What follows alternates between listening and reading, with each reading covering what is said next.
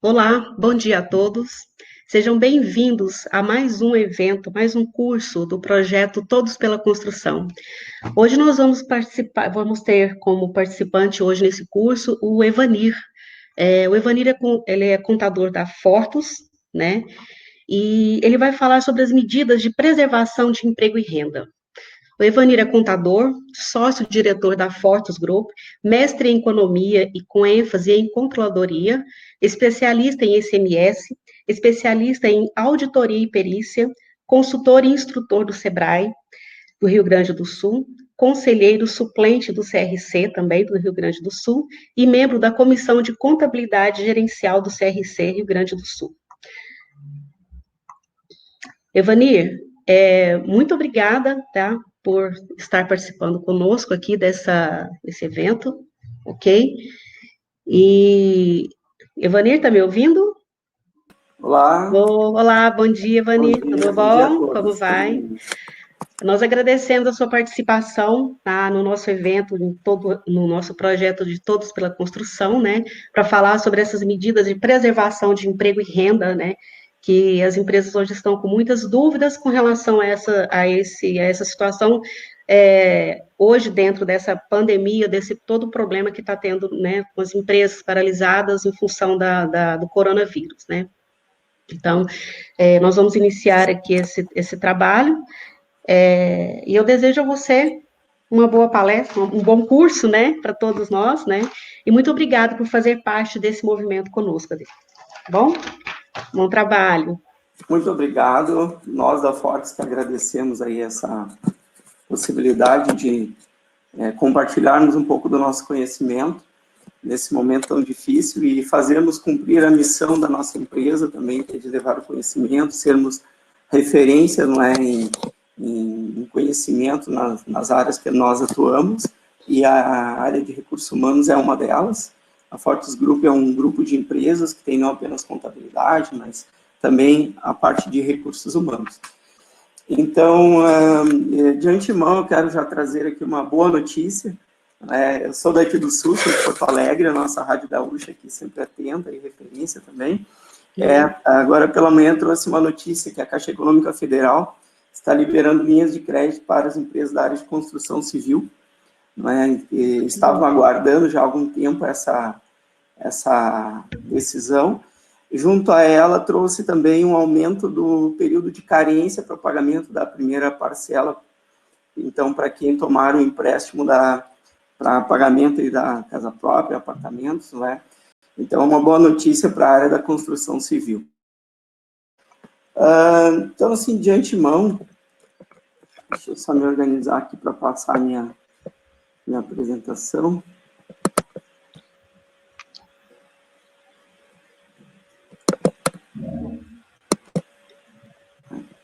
Beleza. Então, nós estaremos nesta manhã aqui falando, agradecendo em primeiro lugar a todos que estão nos assistindo, não é?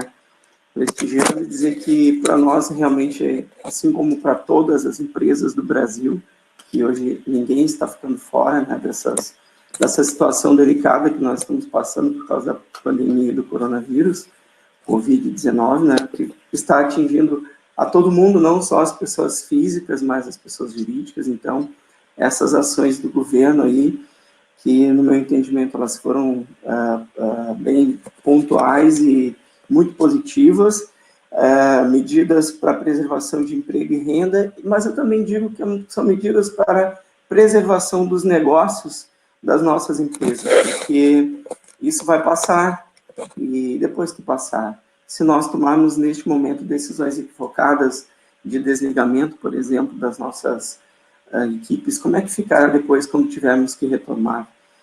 Se tomarmos a decisão de encerramento dos nossos negócios.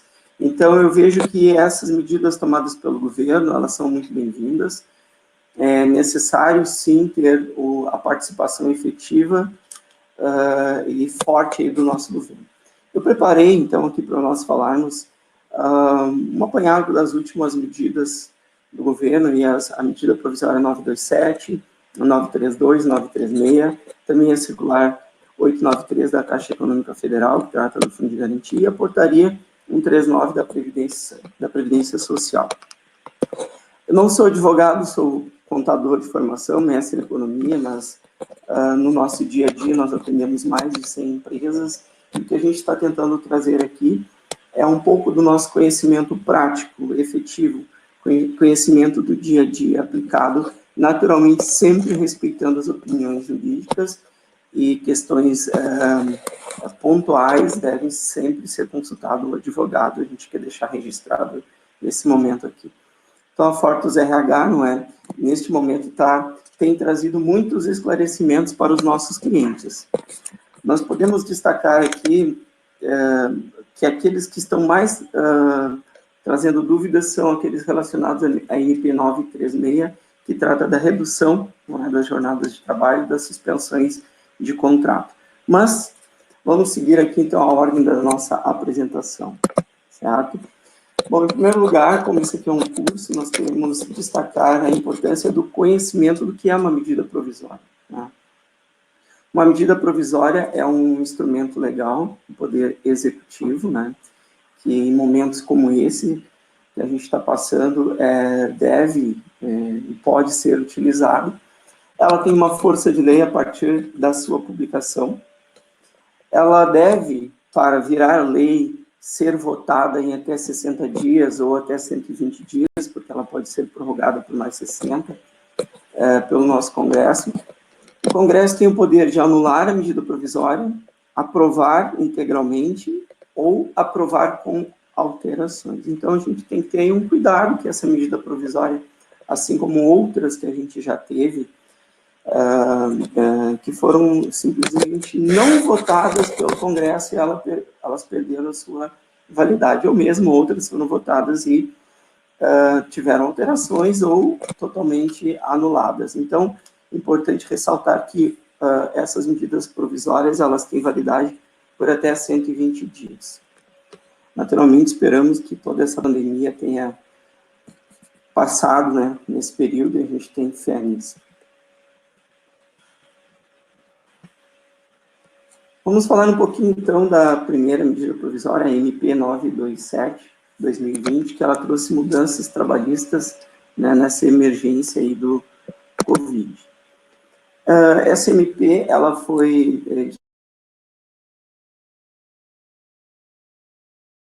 ela trouxe aquelas primeiras mudanças nas relações trabalhistas, né?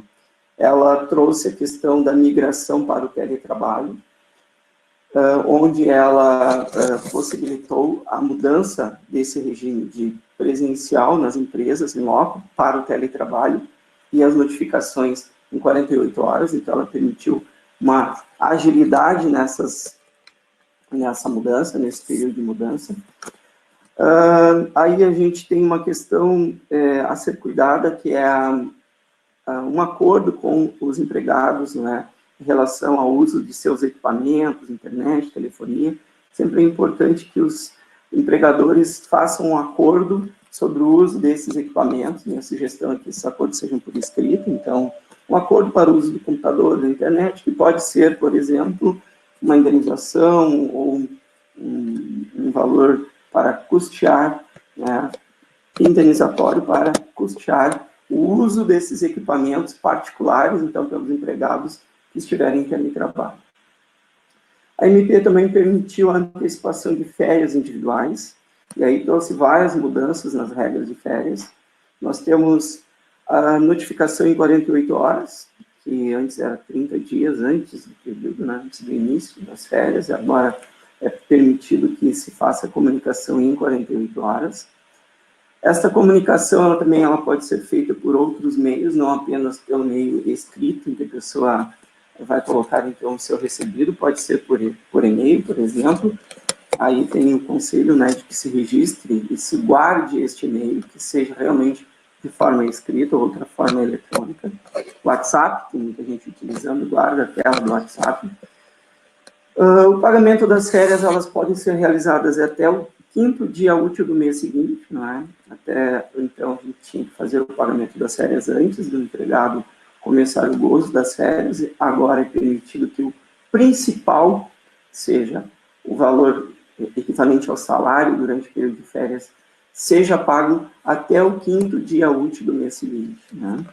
Da mesma forma, permitiu que o pagamento de 1/3 de férias ocorra junto com o pagamento da última parcela do 13º salário, que este ano é no dia 18 de dezembro de 2020. Então, 1/3 das férias pode ser pago até o dia 18 de dezembro de 2020.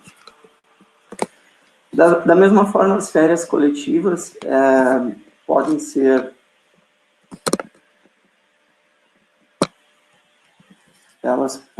notificadas até 48 horas antes do início das férias coletivas, e ela dispensa a comunicação ao sindicato e ao Ministério da Economia, então a Secretaria do Trabalho. Então, essa também é uma mudança bem interessante, porque antes era necessária a comunicação das férias coletivas ao sindicato e ao Ministério da Economia antes do início das férias coletivas.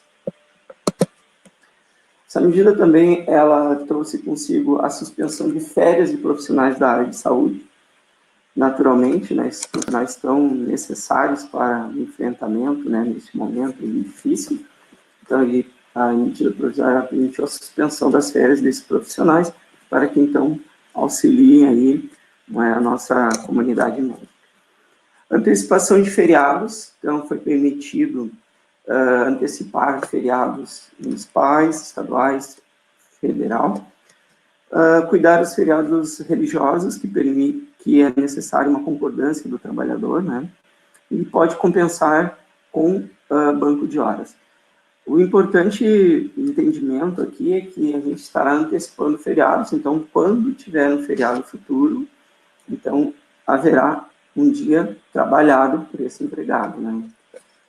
Então, aqui, antecipação de feriados durante esse período em que não houver férias, que não houver uma suspensão, uma redução de contrato, é uma possibilidade, né, já que muitas empresas, muitos negócios, por força de decretos municipais e estaduais, foram obrigados a fechar suas portas. Então, uma forma de, já que seus empregados não podem trabalhar e ainda não estão em férias, é outro motivo, pode, então, ser compensados esses dias não trabalhados com esses feriados. Adiamento do recolhimento do fundo de garantia. Então, a suspensão dos meses de março a junho de 2020, né, do pagamento do fundo de garantia, né, da FGTS. Há uma suspensão, não é uma dispensa, não é uma isenção do recolhimento, é uma suspensão, não é, do vencimento do fundo de garantia, que venceu agora em abril, vencerá em maio, junho, com o início do recolhimento no dia 7 de julho.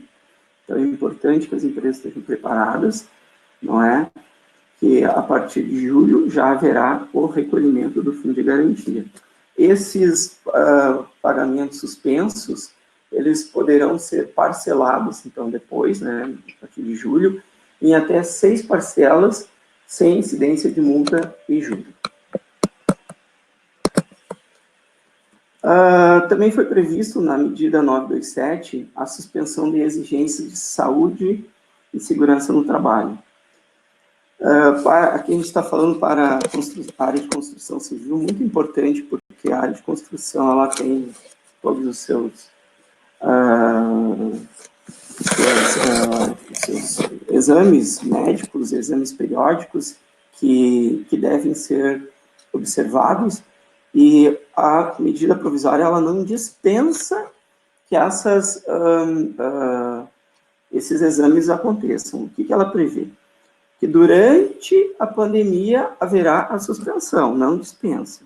Então, o único obrigatório é o demissional, né, que também tem uma regrinha aqui que diz que se tenha sido feito o periódico em até 180 dias, fica dispensado o demissional. E os demais, eles deverão ser regularizados até 60 dias após a pandemia. Então, é importante cuidar dos vencimentos dos exames periódicos dos trabalhadores que durante a pandemia não estarão realizando, para serem realizados, então, até 2 meses após o final da pandemia. Outro item é o banco de horas, um item bem importante. que pode ser usado para compensar a dispensa, não é? Com um acordo individual, a compensação em até 18 meses após o término da pandemia, com limite de 2 horas diárias. Então, o trabalhador que trabalhe, por exemplo, 8 horas diárias, ele poderá trabalhar até 10 horas diárias. Então, tem até 1 ano e meio, 18 meses, após a pandemia, para ver essa compensação aí do banco de horas, né? E o limite realmente é de 2 horas diárias. A nossa sugestão é que haja sempre um adendo contratual, um acordo individual, um adendo contratual, informando que a partir desta data o empregado, então, passará, né, a ter o seu horário não trabalhado com o banco de horas, podendo ser compensado em até 18 meses após a pandemia. Então, é importante ter esse registro por escrito. Teve um artigo 18, que foi um artigo muito discutido e não gerou bons frutos aí, que foi o artigo 18, ele foi revogado, né? Ele tratava da suspensão do contrato por até 4 meses de trabalho para a realização de cursos de qualificação. Então, este artigo ele foi revogado, então ele perdeu sua validade, então não deve ser utilizado. A outra medida provisória que nós temos é a 932, que ela tratou da redução das alíquotas do Sistema S. Eu trouxe aqui um resumo para nós, né? Essa MP ela tem uma validade de 3 meses, então, abril, maio e junho, né? Durante esses 3 meses. Então, ele reduziu em 50% as contribuições patronais lá, né? Calculado junto com a Guia da Previdência, lá para o Sistema S. Então, reduziu em 50%, e o governo estima que em 2,2 bilhões de reais a economia para as empresas, com essa redução, então, de 50% ao Sistema S.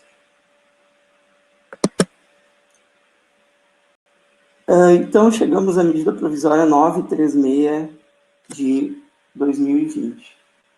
Essa é a medida mais que está gerando mais polêmica, mais discutida, é aquela que nos tem trazido aí interpretações. Eu tenho a felicidade aqui de participar de alguns grupos que envolvem profissionais, tanto da área contábil quanto do direito, advogados, juízes, e é uma medida provisória bem polêmica. Apesar de ser indiscutível a sua importância nesse momento que estamos passando, que na minha geração eu nunca vi um momento tão difícil enfrentado por todo mundo, apesar dela ser uma medida muito benéfica para os empregados, para as empresas, bom, para a nossa vida em geral, ela certamente gerará futuramente muita discussão. Então, é uma medida que requer muito cuidado nas decisões que os empregadores forem tomar nesse momento. É uma medida que requer muito estudo e cada empresa deverá analisar a sua realidade, a sua necessidade. Então, a medida provisória 936, ela foi publicada, então, no dia 1º de abril de 2020. Ela traz, entre outras, a redução proporcional de salário e jornada. Por si só, essa questão de redução de salário e jornada, em qualquer momento, mesmo antes da medida provisória 936, ela já era polêmica. Ela já ensejava cuidados, porque não poderia partir do empregador essa redução, somente em caso de acordo ou iniciativa do próprio empregado.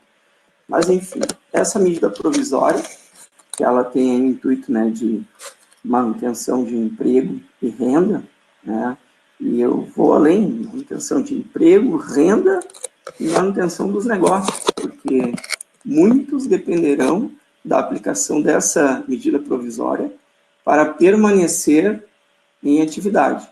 Então, eu poderia aumentar manutenção de emprego, renda e de negócios, porque muitos negócios hoje somente conseguirão manter as suas atividades se utilizarem dessas medidas.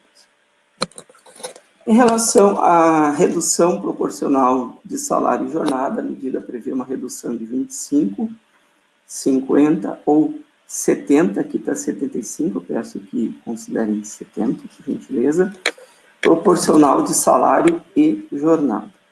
Né? É necessário acordo com o empregado. Aqui já vem a primeira questão polêmica, acordo, que tipo de acordo, né?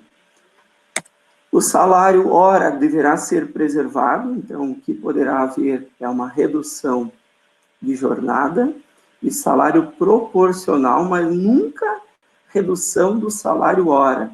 Então o salário hora do empregado deverá ser preservado, certo? Essas reduções, elas trarão consigo um benefício emergencial de preservação de emprego e renda do governo. Importante salientar que a redução que ocorrerá de salário do empregado não acontecerá a mesma compensação, o mesmo valor do benefício pelo governo. Então, esse auxílio do governo ele será em percentual do seguro-desemprego a que o empregado teria direito. Então, temos um teto de seguro-desemprego hoje de R$ 1.813,03. Então, esse será o maior valor, não é? Seria o maior valor aí pago pelo governo, caso de suspensão. Então, importante é esse primeiro conhecimento, que a redução de salário, ela não necessariamente será acompanhada pelo valor do benefício emergencial do governo, certo? Este benefício do governo ele terá uma natureza indenizatória, então ele não integra o imposto de renda, previdência social e nem o fundo de garantia por tempo de serviço. Então, esse benefício emergencial ele tem uma natureza indenizatória e ele será calculado, então, com base no percentual da redução do seu salário e no percentual que o empregado tem direito, né, de acordo com o seu salário, lá nas regras do seguro-desemprego. Importante salientar isso. Há uma necessidade de comunicação ao Ministério da Economia em até 10 dias, então as empresas elas têm que ficar atentas. Aquelas empresas que têm, né, então, seu serviço de contabilidade, ou quem faz a sua folha de pagamento própria, elas devem, lá no Empregador Web, fazer a comunicação, né, desta redução proporcional aí da jornada e salário. Sem isso, o governo não terá informação para fazer o pagamento desta primeira parcela, né?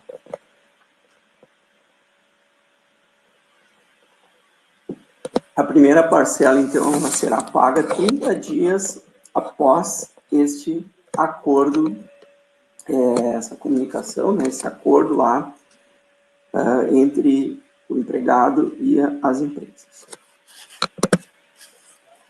A redução proporcional de salário e jornada. Então, há uma garantia de emprego por igual período. Então, é importante o empregador e ter o conhecimento que se estiver fazendo um acordo de redução, por exemplo, por 90 dias, o empregado terá mais 90 dias para fazer, então, para ter a sua manutenção do seu emprego.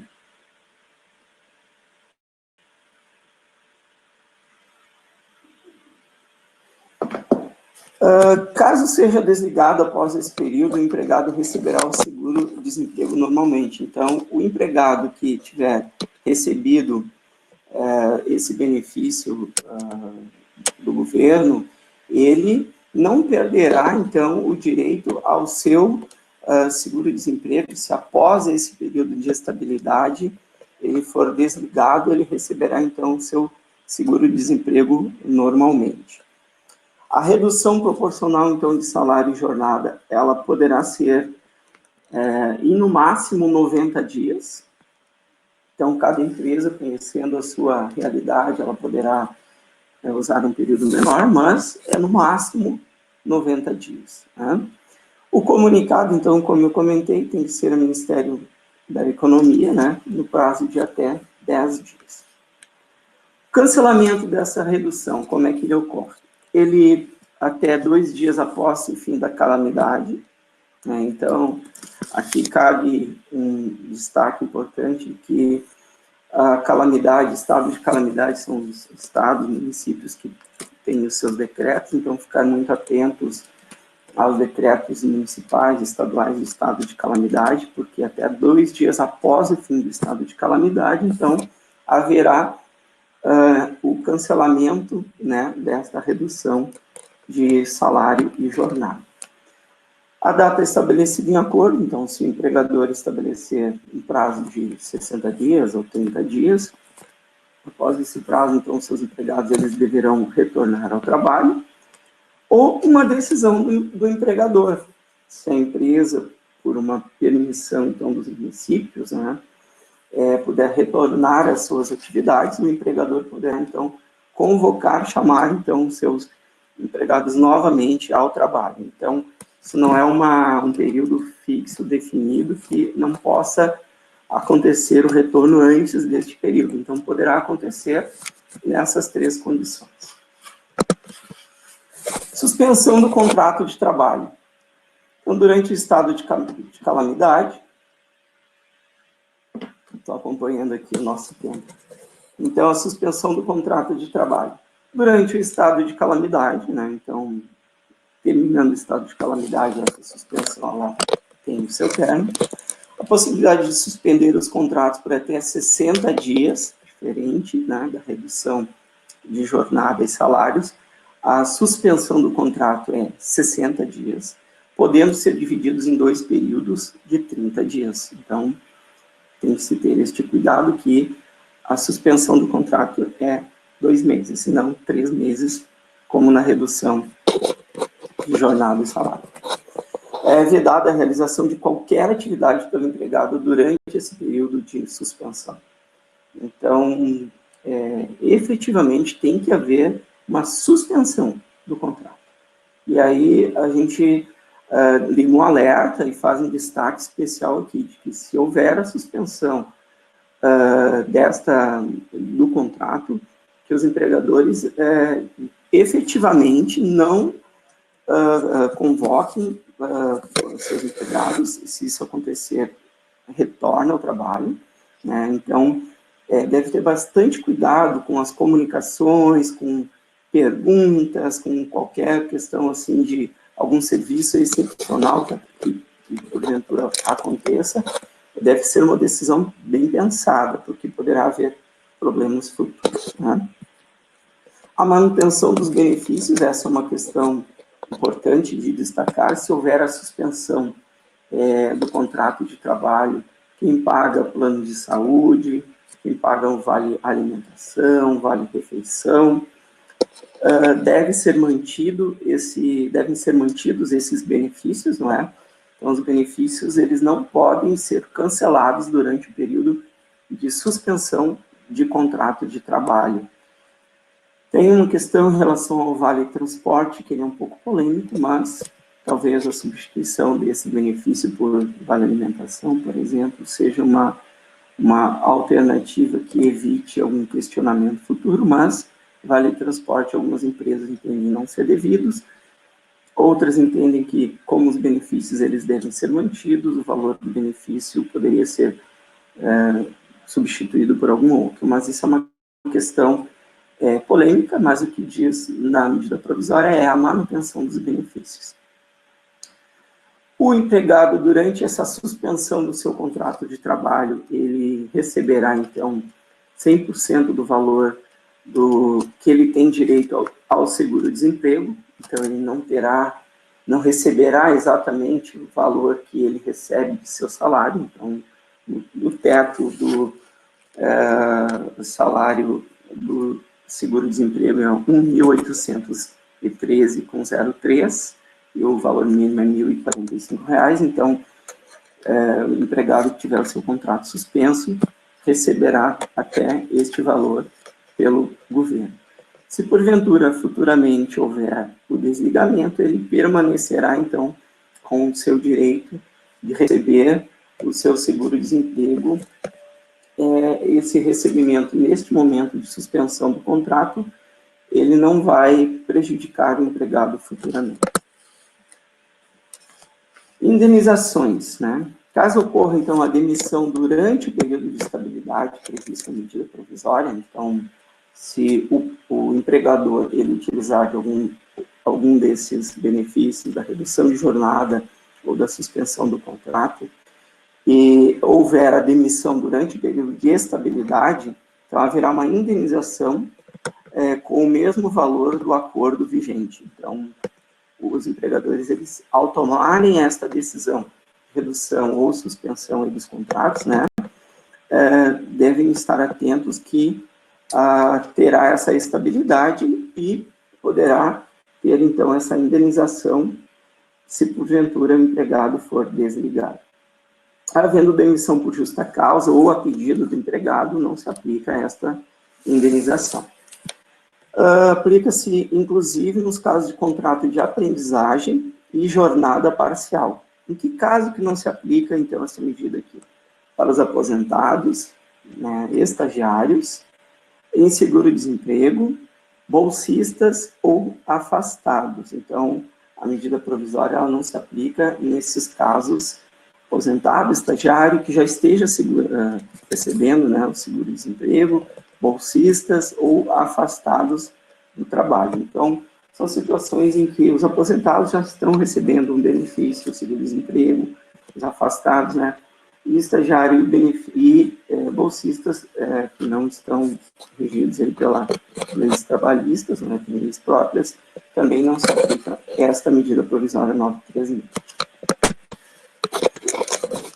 Mais algumas questões em relação à suspensão do contrato de trabalho, né? As empresas que têm faturamento superior a 4.800.000 no ano de 2019, suspendendo, então, os contratos de trabalho, elas devem pagar uma compensação de 30% do salário do empregado, né? Alguns discutem se 30% do salário e mais comissões, mais outras verbas, outros discutem se o salário mais o salário em carteira, o salário básico do empregado. Muitos consideram que o salário básico do empregado é que são base para esta compensação. Mas, como eu disse, essa medida provisória, ela vem recheada de itens polêmicos. Então, cada empregador tem que ter o seu devido cuidado em relação às decisões que for tomar. O que ela traz é que as empresas com faturamento superior a 4.800.019 devem pagar uma compensação de 30% do salário do empregado. O governo, então, por sua vez, pagará um auxílio de 70% do valor a que o empregado teria direito lá no seguro-desemprego. Então, não é 70% do salário do empregado, é 70% do valor que o empregado teria direito no seguro-desemprego. Né? Aqui tem uma questão, né, que é em relação à redução salarial, que ela sempre poderá trazer aí questionamentos. Então, quando eu falo ali 30% do salário, tem que cuidar sempre a questão da redução salarial. Esta suspensão ela pode ser dividida em 2 períodos, então, de 30 dias. Se o empregador não tiver a certeza do seu período necessário, então faça 2 períodos de 30 dias. Né? Esse benefício emergencial do governo, ele então é calculado com uma percentual lá do seguro-desemprego. Suspensão e redução de jornada, tipos de acordo, né? Importante essa questão dos acordos, né? Acordo individual ou coletivo. Para as faixas salariais até 3.135 ou aqueles com empregados com diploma de nível superior com salário acima de 12.202 linhas quebrados, é permitido acordo individual ou coletivo. As faixas salariais acima de 3.135 ou, né, com diploma de nível superior que receba salário até 12.202, é necessário o acordo coletivo. Também é previsto o acordo individual quando a redução for de até 25%.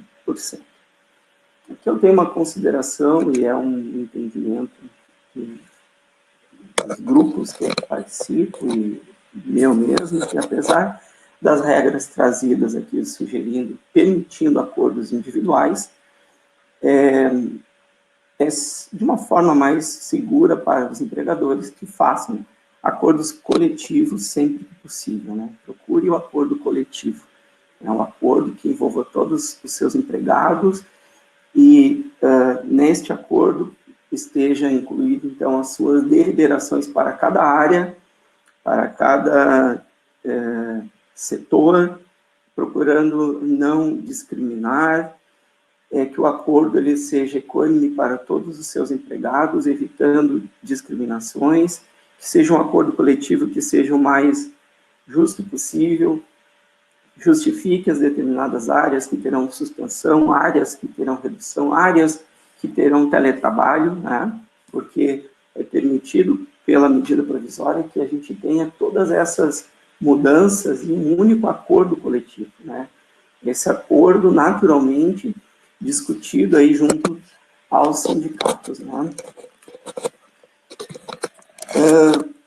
Como eu estava comentando, então, essa questão da redução, da suspensão, ou mesmo do teletrabalho, essas novas regras que a empresa estiver aplicando, podem ser em um único acordo coletivo. Eu posso, na mesma empresa, né, ter redução de jornada e salário e suspensão de contratos no mesmo acordo, né? Importante salientar que o empregador ele tem que prestar essas informações no prazo de 10 dias, é necessário esse prazo de 10 dias, e ele fica responsável pelo pagamento da remuneração, né, no valor anterior à redução da jornada de trabalho, ou de salário, ou da suspensão, se porventura ele não preste esta informação no prazo de 10 dias. Então, esse prazo de 10 dias de comunicação, ele é imprescindível, é necessário, é importante. Então, se alguém estiver fazendo algum acordo retroativo, muito cuidado, nós estamos no dia 13 de abril, né? Então, aqueles acordos lá do dia 4 de abril, eles devem estar sendo informados até hoje. Se retroagir a 1º de abril, já temos aí 3 dias em que o empregador deverá, então, fazer o pagamento normal dessa remuneração, porque o prazo é de 10 dias. A validade é a partir de abril de 2020.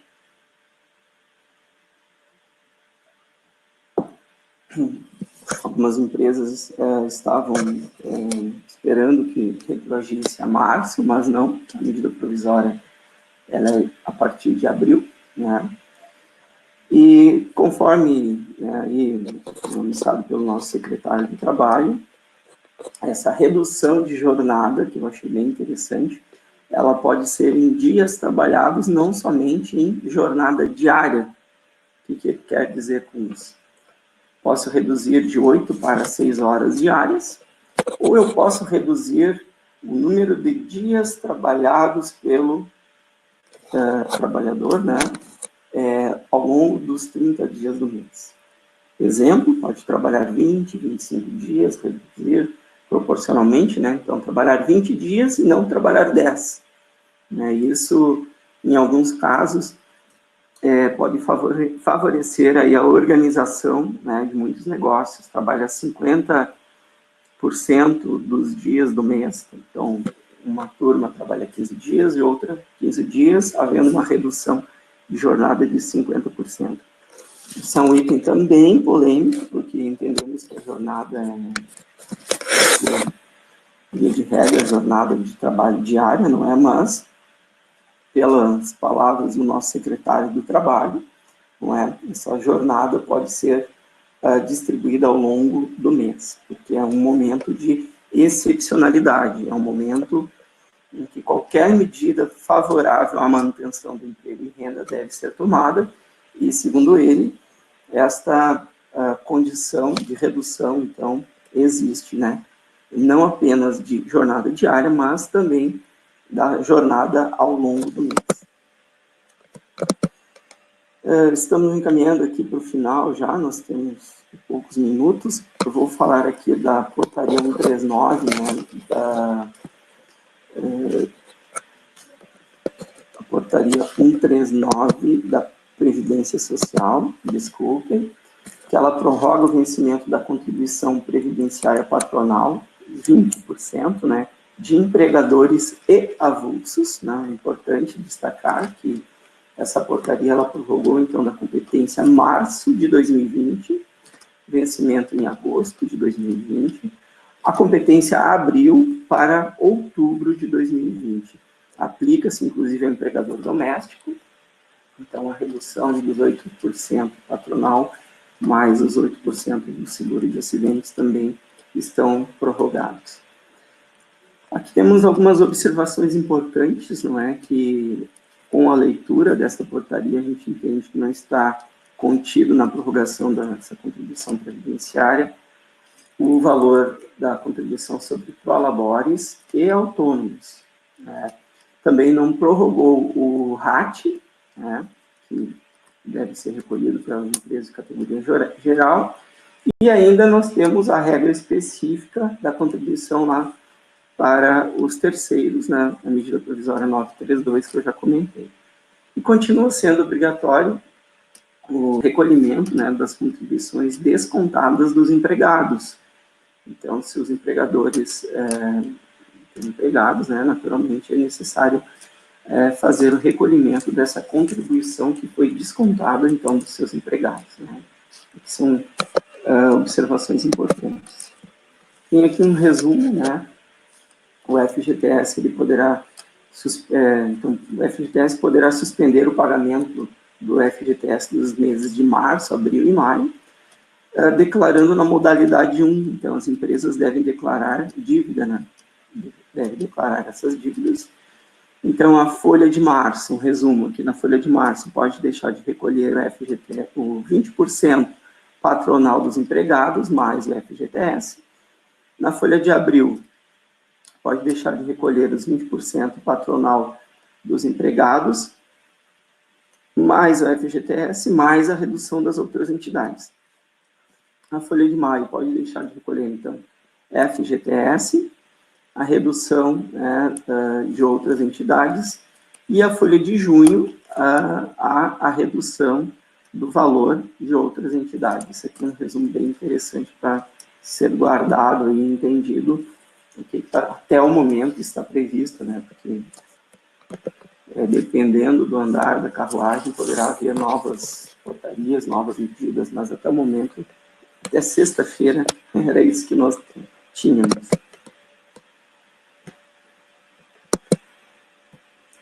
Então, finalizando aqui, eu trago alguns cuidados e sugestões aí, né, para os empregadores, né? Então, que não deixe de formalizar todos os seus acordos. Então, é importante que esses acordos sejam formalizados, preferencialmente em acordos coletivos, né? São os mais indicados. Formalizem junto aos sindicatos. Eu acompanho aqui um grupo do nosso sindicato de contadores aqui do Rio Grande do Sul, e, via de regra, os sindicatos patronais, sindicatos empregados, eles têm fornecido aí modelos, documentos, padrões de modelos de acordos, não é, coletivos. Então, isso já facilita, porque se é um modelo indicado pelo Sindicato dos Trabalhadores, esse modelo ele já vem pré-aprovado, né? Então, procure utilizar esses modelos aí encaminhados pelos sindicatos, indicados, né? E, naturalmente, ter sempre uma opinião técnica da área jurídica. Nós somos contadores, mas nós respeitamos e entendemos a importância dos advogados, assim como outros técnicos e assessores neste momento aí, né? Os comunicados, eles podem ser por meio eletrônico, eles também têm validade, isso é uma novidade, né? Então, mas recomenda-se a guarda desses comprovantes de envio e recebimento, né, do comunicado pelos trabalhadores. Sempre registrem sempre e guardem, porque futuramente isso poderá ter alguma discussão, não é? Consultem um contador, um advogado em caso de dúvida. Eu digo que todos esses grupos setoriais, como as ligas, as associações, como a nossa aqui que nós temos, todos esses grupos de discussões, eles são imprescindíveis nesse momento. É o momento do empresário participar, estar atento às novidades. Esses grupos têm muitas dúvidas que são comuns e tem dentro profissionais que podem ajudar, não é?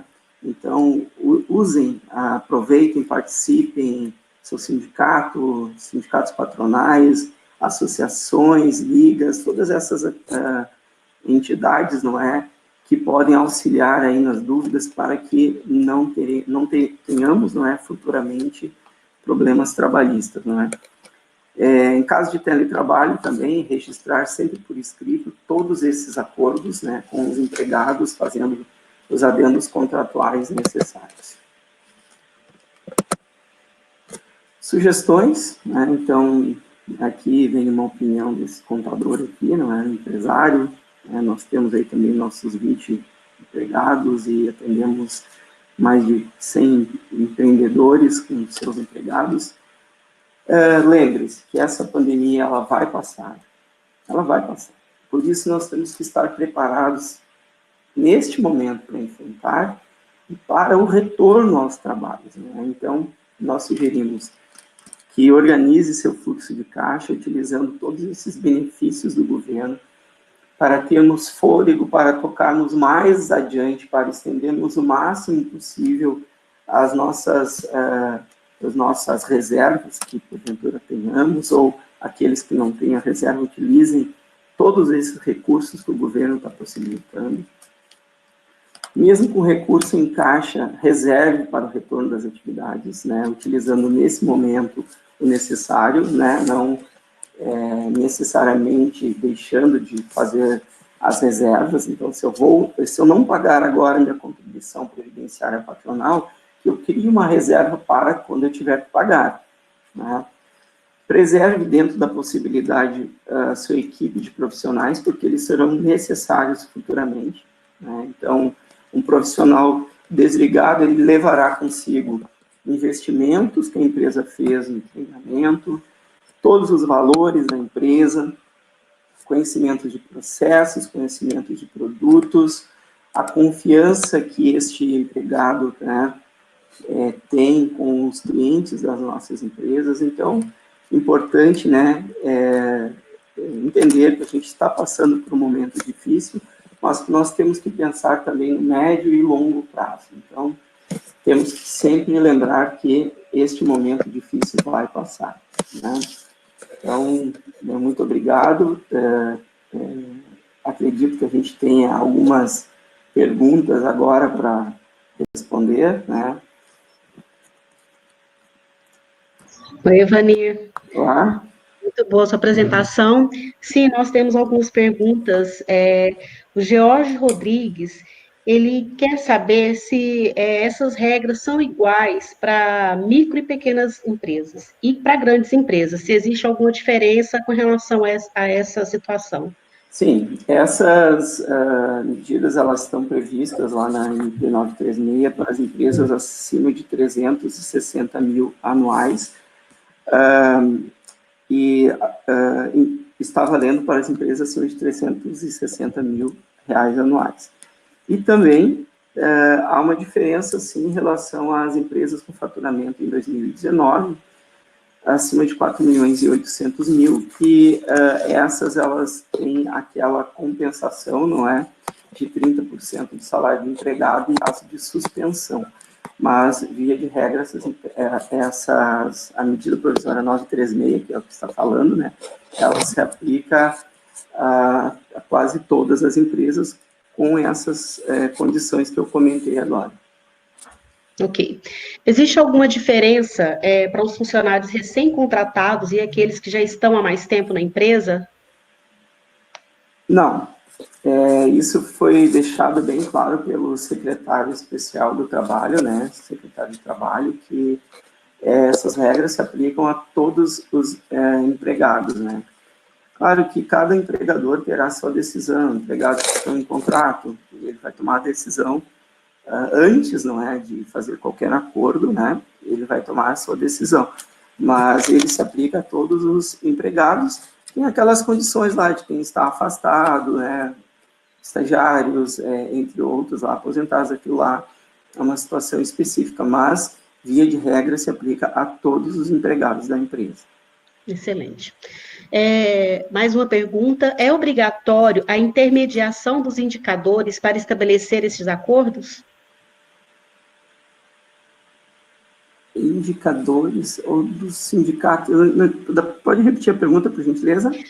Pergunta é obrigatório a intermediação dos indicadores para estabelecer esses acordos? Eu acho que ele quis dizer dos sindicatos, né? Eu entendi sindicatos. Isso. Nós temos na MP 936 aquelas exceções ali que permitem acordos individuais, né? Mas há previsão, sim, de acordos individuais, sim, a necessidade do sindicato. Porém, a minha indicação é que sempre que possível se utilize, sim, do acompanhamento do sindicato. Isso vai dar mais segurança numa possível ou, né, improvável, que é o que a gente deseja, né, mas em alguma questão trabalhista futura, a minha opinião é de que use sempre o sindicato como intermediador em qualquer acordo, mesmo que seja um individual que leve ao conhecimento do sindicato. Excelente, tá? Os valores pagos como título de assiduidade, como eles vão ser incluídos? Muito bem.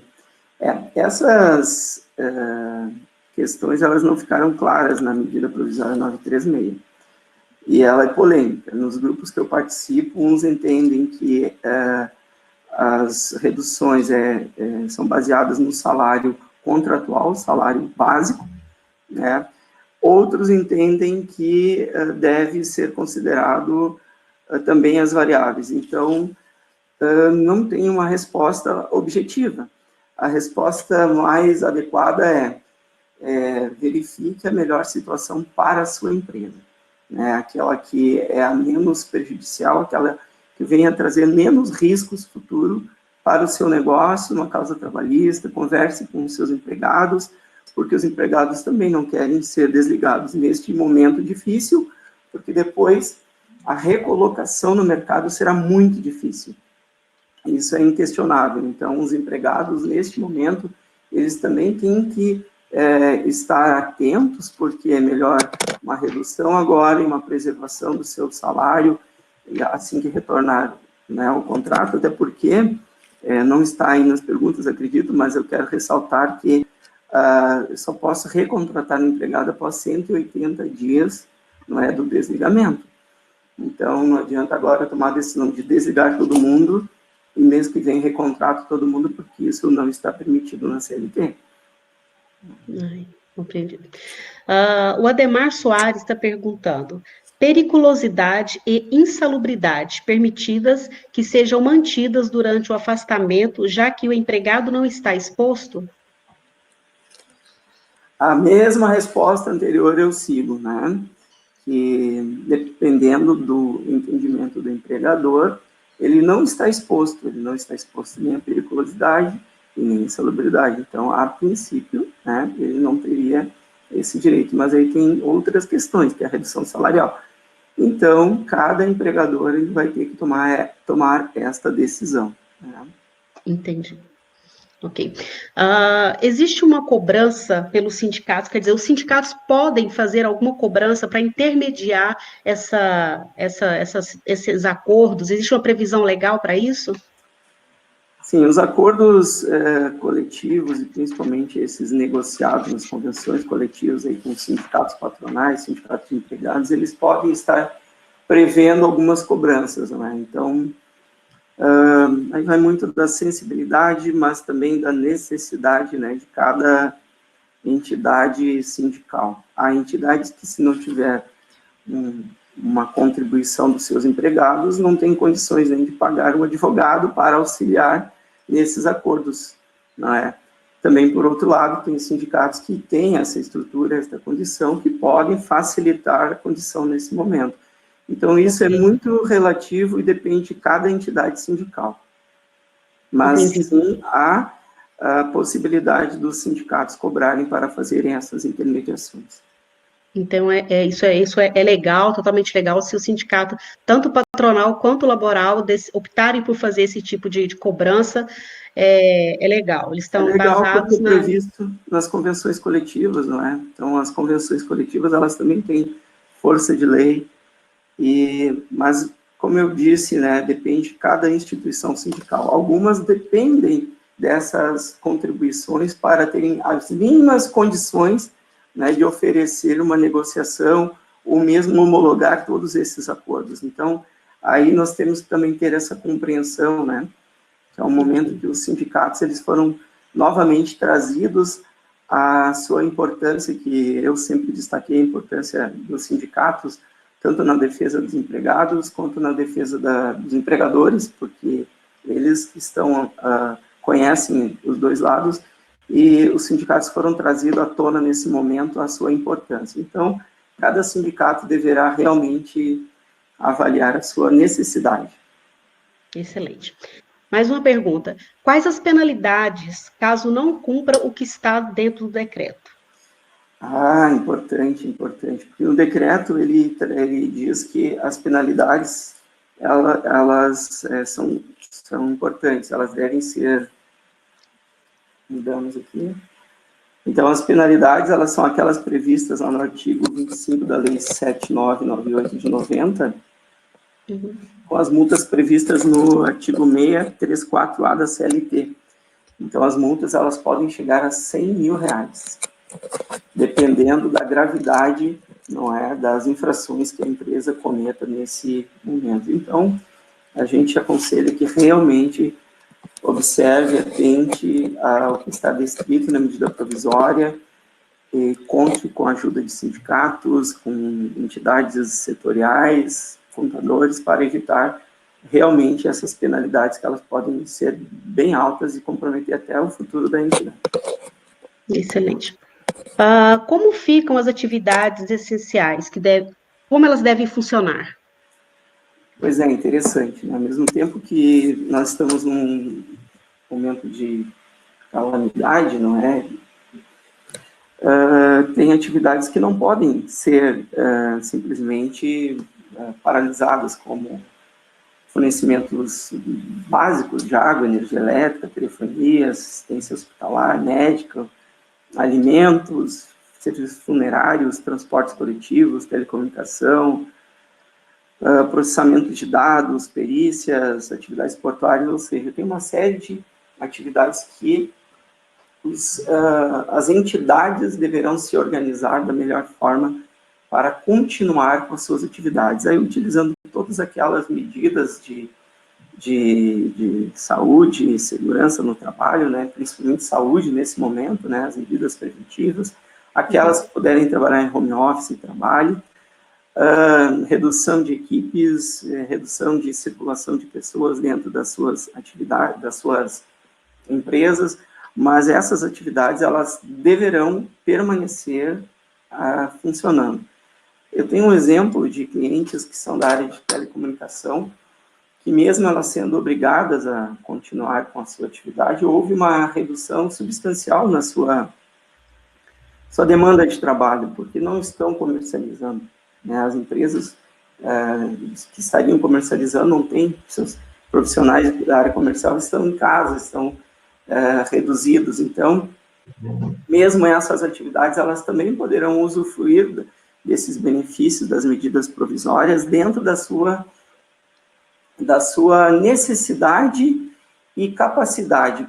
Mantendo a sua atividade, elas poderão usufruir desses benefícios das medidas provisórias. Mesmo que sejam obrigatórias, elas poderão usufruir desses benefícios. Aí eu trato alguns municípios, eles estão permitindo a construção civil que continue com a sua atividade, mas mesmo na construção civil há uma redução na sua demanda, não é? Então, essa medida provisória, ela não restringe que essas atividades essenciais utilizem dos benefícios das medidas provisórias, né? Então, bem importante essa pergunta. Excelente. Acho que é a nossa última pergunta. Os demitidos têm direito ao auxílio demissional? Sim. Esse benefício emergencial que o governo vai estar pagando agora, ele não vai ter influência se porventura, depois que passar esta estabilidade que o empregado tem a ter direito, pela redução ou suspensão, ele continuará tendo direito ao auxílio lá, né, do seguro-desemprego. Então, não sofrerá nenhum benefício do seguro-desemprego. Excelente, Vanir. Bom, nós não temos mais perguntas sobre esse tema por enquanto. Eu acredito que possam surgir mais perguntas e normalmente a gente vai estar direcionando para você para que, né, nos auxilie nessas respostas com o pessoal, Vanir. Em nome da Etos, da ABCP, tá, da Construligas, do Sebrae Nacional, nós queremos agradecer, tá, a sua participação, a participação da Fortus aí nesse nosso projeto, que é de extrema importância aí para toda a cadeia produtiva da construção civil, né? Eu acho que é um negócio bem importante. E eu quero aproveitar e convidar o pessoal para os nossos próximos cursos de hoje, tá? Que às 11 horas nós vamos ter a Ana Lívia, da ABCP, falando sobre reflexões sobre a necessidade de norma e guia de prevenção da formação de etringita tardia, tá? Às 13h30 nós vamos ter a engenheira Stefane Vitorino, né? Falando sobre argamassas polimerizadas, tá? Então, em nome da Etos, novamente, eu quero agradecer a sua participação, tá? E a gente se coloca à disposição de todos para novas informações, ok?